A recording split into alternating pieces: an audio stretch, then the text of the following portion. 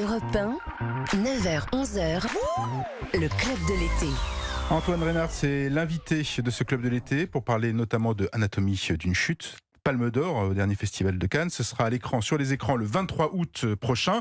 Quand un film va sortir, vous êtes plutôt inquiet, joyeux vous êtes... Je suis plein d'attentes. D'accord.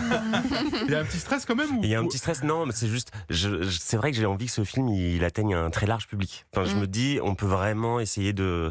Enfin, il y a des films, je sais pas moi, Les Valseuses, Le Grand Bleu, etc., qui ont atteint un public très cinéphile et aussi un public très large. Et je me demande si c'est encore possible, et j'aimerais bien que ce le soit. Ah, ça a tout d'un film populaire, puisque c'est un film de genre, hein, même s'il parle de beaucoup d'autres choses, mais c'est quand même un film de genre. Ça s'installe dans une famille vivant loin de tout, d'ailleurs plutôt. Donc, nous sommes dans un chalet alpin près de Grenoble. Il y a d'abord le fils malvoyant de 11 ans, il s'appelle Daniel. Il y a son chien Snoop, qui joue un certain rôle. Il y a la maman, Sandra, une écrivaine à succès d'origine allemande. Et le papa de Daniel, qui s'appelle Samuel, professeur, et dont la vocation d'auteur se dérobe sans cesse. Un jour, Samuel est retrouvé mort au pied de leur maison, victime d'une chute, et c'est tout ce que vous allez savoir de cette mort. Donc suicide, accident, homicide. Finalement, le spectateur est transformé en juré. C'est lui qui doit se construire aussi une intime conviction avec ce qu'on lui donne. Sandra est bientôt inculpée, un procès va se tenir. Et vous, Antoine Reynard, vous allez jouer le rôle de cet avocat général qui fait quand même un peu office, j'allais dire, de méchant. Alors, est-ce que vous l'avez pris comme ça ou pas? Mais voilà, on a tout de suite envie de ne pas l'aimer. Enfin, vous voyez, mais même s'il est fascinant. Alors à tort. Ah oui. Pas du tout. Non, mais en fait, il fait ça parce qu'il a une profonde conviction pour le coup de la culpabilité de Sandra Hüller, donc de Sandra Reuter, pardon, pas l'actrice. Oui. Et donc il est plein il met tout son talent au service de sa conviction. Il y a quelque chose de théâtral dans ce prétoire, le film de procès absolument incroyable. On essayait justement d'éviter les effets de manche, quelque chose de trouver aussi. Il y a des procès où les choses se déroulent de manière moins formelle, où les gens prennent la parole de manière un peu plus libre, et c'est ce genre de procès qu'on a voulu, qu'on a fait le choix de représenter.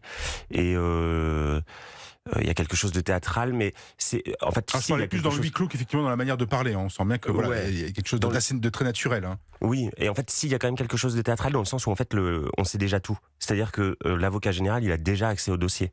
Il a déjà tout lu, il a déjà tous les éléments. Donc au moment où il remet en place la situation, il fait comme s'il était candide, comme s'il revivait les événements, le suspense. Ah, il s'est pas passé ça. Ah tiens, étonnant.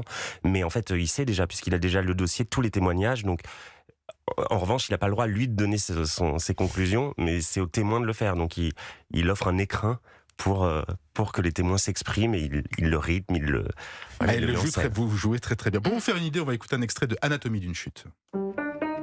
Il parle de tromperie. I was honest about it. Mais vous l'avez pas été l'année de sa mort avec cette fille avec qui vous l'avez trompé, pourquoi? Il y a quand même quelque chose d'un peu étrange dans cette situation. Vous admettez qu'il était jaloux? No, I don't know. No. Allez, écoutez-vous, on a l'impression que vous l'avez trompé continuellement. Quand il commence à se reprocher des trucs, moi je préfère m'en aller. Tu peux pas me dire qui était le plus énervé des deux? Non.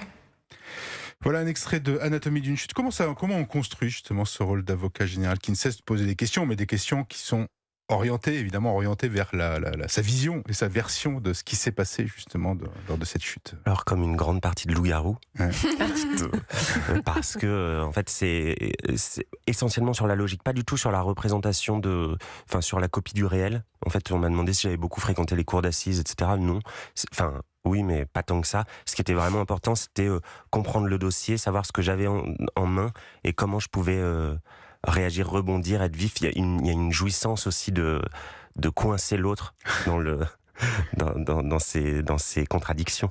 Oui, et puis elle en a, Sandra, des contradictions, elle en a quelques-unes, et vous l'avez entendu parler anglais parce qu'elle est d'origine allemande, et donc c'est l'anglais normalement qui est de mise à la maison, ce qui crée aussi un trouble dans le film, parce que parfois elle est obligée de passer à l'anglais pour bien s'exprimer, pour bien se faire comprendre, mais devant un prétoire, un public qui lui parle français, voilà, et il y a tout un jeu comme ça qui est absolument troublant. Et c'est vrai qu'il y a une distance sur quelqu'un d'étranger, en fait, oui. on met une distance, d'autant qu'elle est assez froide. Donc ce que je trouve assez sublime chez Sandra, c'est qu'il y a cette distance, on la juge beaucoup, et puis quand elle s'ouvre, on est complètement bouleversé, on se dit c'est quand même dur ce qu'elle vit.